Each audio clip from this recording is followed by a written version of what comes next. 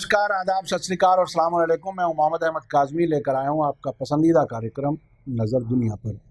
America में 25 मई को एक ब्लैक नागरिक जॉर्ज फ्लॉयड के पुलिस के जरिए किए गए मर्डर के खिलाफ मुल्क भर में प्रोटेस्ट का सिलसिला जारी है, जिसमें कहा जा रहा है कि राष्ट्रपति डोनाल्ड ट्रंप ने प्रोटेस्टर्स के खिलाफ फौजी कार्रवाई की धमकी देकर आग पर घी डालने का काम किया है।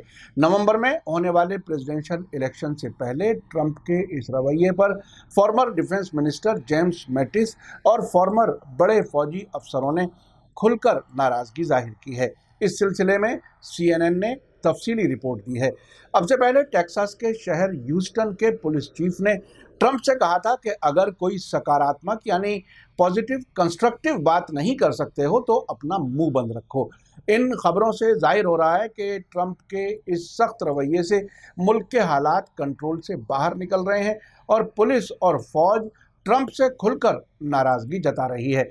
Former defence minister James Mattis, जो कि ट्रंप की सरकार में ही इतने अहम ओहदे पर रह चुके हैं, इस हद तक कह रहे हैं कि उन्होंने अपनी ज़िंदगी में ऐसा प्रेसिडेंट नहीं देखा जो देश के समाज को बांटने पर लगा हुआ हो।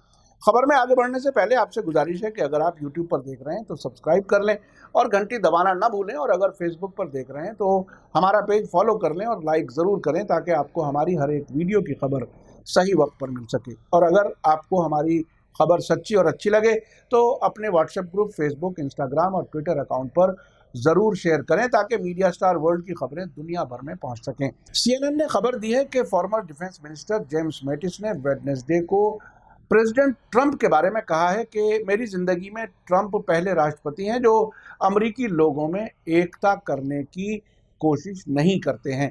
उन्होंने आगे कहा कि हम इन जानबूझकर की गई कोशिशों के 3 वर्षों के नतीजे को देख रहे हैं। हम बिना किसी मैच्योर यानी परिपक्व यानी बालिग लीडरशिप के 3 वर्षों के नतीजे को देख रहे हैं। उन्होंने आगे कहा कि हम प्रेसिडेंट ट्रंप के बिना इकट्ठे हो सकते हैं, हम अपने समाज में मौजूद ताकत को इस्तेमाल कर सकते हैं।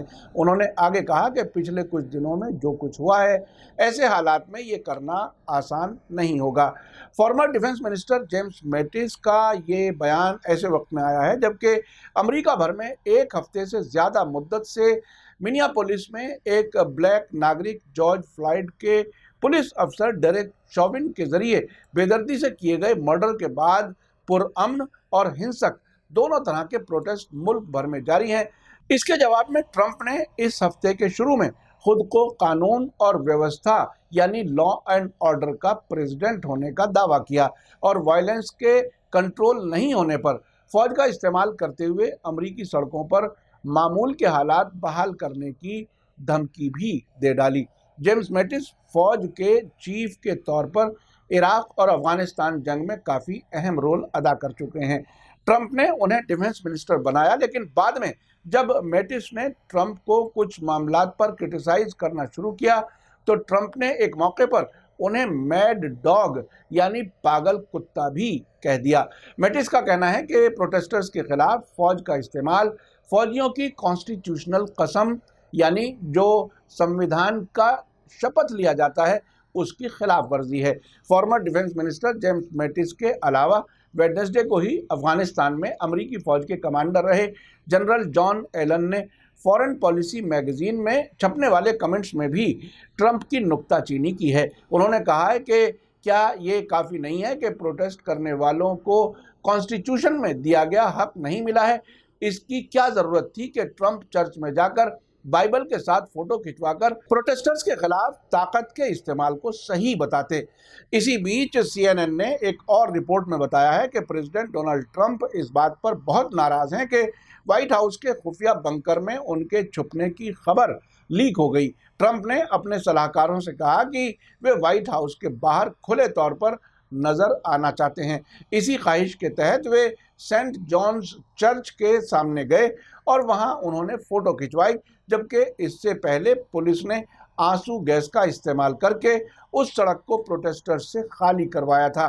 एक सोर्स के हवाले से CNN ने रिपोर्ट दी है कि ट्रंप को इस बात का बहुत दुख है कि व्हाइट हाउस के बाहर प्रोटेस्ट के दौरान बंकर में उनके और उनके फैमिली मेंबर्स के छुपने की खबर लीक हो गई, क्योंकि इससे ये मैसेज गया है कि ट्रंप प्रोटेस्टर्स से डर गए और वे कमज़ोर इंसान हैं। आपको याद दिला दूं कि ट्रंप के बंकर में जाने की खबर न्यूयॉर्क टाइम्स ने ब्रेक की थी। बंकर में जाने का वाकया फ्राइडे शाम का था। उसके बाद उन्होंने खुद को निडर दिखाने की कोशिश के तहत बाहर जाने की बात कही। वे मंडे को व्हाइट हाउस से सेंट जॉन्स चर्च गए, जो व्हाइट हाउस से सिर्फ 800 मीटर की दूरी पर है। यहाँ हम व्हाइट हाउस से लगे चर्च का नक्शा भी पेश कर रहे हैं। सख्त सिक्योरिटी में ट्रंप सेंट जॉन्स चर्च तक गए और वहां उन्होंने खड़े होकर तस्वीरें खिंचवाईं और हाथ में बाइबल लेकर कहा कि हमारे पास महान मुल्क है। उनकी चर्च की विजिट पर भी चर्च के बिशप को ट्रंप का रवैया बुरा लगा और उनका कहना है कि ट्रंप ने चर्च के सामने खड़े होकर ईसा मसीह की टीचिंग्स यानी तालीमात के खिलाफ मैसेज दिया है। चर्च के बिशप मरियन एडगर बॉडी ने कहा कि ट्रंप ने पहले से बताए बिना चर्च का दौरा किया और वहां दुआ नहीं की। क्या उन्होंने हमारे मुल्क की तकलीफ की बात कबूल की है या नहीं? पिछले फ्राइडे को व्हाइट हाउस के सामने बड़ी तादाद में प्रोटेस्टर्स इकट्ठे हो गए थे और ट्रंप के खिलाफ नारे लगा रहे थे। उनमें से कई लोगों ने बोतलें और पत्थर फेंकने शुरू कर दिए, पुलिस के बैरिकेड्स तोड़ दिए और वहां आगजनी शुरू कर दी। ये देखते हुए अमेरिकी राष्ट्रपति की सिक्योरिटी टीम ने उन्हें फौरन तहखाने में बने बंकर में जान बचाने के लिए सलाह दी। बाद में खबर आई कि उनके साथ ट्रंप की वाइफ और 14 साल का बेटा भी मौजूद था। अब से पहले हम आपको बता चुके हैं कि ट्रंप की तरफ से प्रोटेस्टर्स के खिलाफ ताकत के इस्तेमाल की धमकी के बाद टेक्सास स्टेट के ह्यूस्टन शहर के पुलिस चीफ ने CNN से बात करते हुए कहा था कि अगर ट्रंप कोई अच्छी सकारात्मक कंस्ट्रक्टिव बात नहीं कर सकते तो बेहतर है कि वो अपना मुंह बंद रखें। Former defence minister James Mattis के ट्रंप के बारे में दिए गए बयान पर CNN की पेंटागन की रिपोर्टर और सीनियर जर्नलिस्ट बारबरा स्टार ने कहा है कि मैटिस का ये कहना कि मुल्क के फौजी बिना कमांडर इन चीफ यानी प्रेसिडेंट ट्रंप के भी एक साथ हो सकते हैं, ये बहुत बड़ा बयान है। आगे उन्होंने कहा कि मैटिस की कोई नुक्ताचीनी नहीं करेगा। मुल्क में फौज के लोग मैटिस की बहुत इज्जत करते हैं। इससे जाहिर होता है कि डोनाल्ड ट्रंप के लिए मैटिस का बयान बहुत बड़ी मुश्किल खड़ी कर सकता है। मैटिस ने ट्रंप पर यह भी इल्ज़ाम लगाया है कि वो देश को बांटने का काम कर रहे हैं और ये कि 3 साल में हमने यही कोशिशें देखी हैं जिनका नतीजा अब होने वाले प्रोटेस्ट हैं। आपको आखिर में याद दिला दूं कि अमेरिका की जानी मानी टाइम मैगजीन ने मई 2019 के इंटरनेशनल एडिशन में प्राइम मिनिस्टर नरेंद्र मोदी को एक कंट्रोवर्शियल हेडिंग के साथ कवर पेज पर बताया था कि वो भारत के डिवाइडर इन चीफ हैं, यानी उन्हें समाज के बंटवारे का जिम्मेदार बताया था, जिसके बाद इलेक्शन के ज़माने में विपक्षी दलों ने इससे फ़ायदा उठाने की कोशिश की। ये article India's divider in chief Bharat की पत्रकार तलवीन सिंह और पाकिस्तानी राजनेता और कारोबारी सलमान तासीर के बेटे आतिश तासीर ने लिखा था।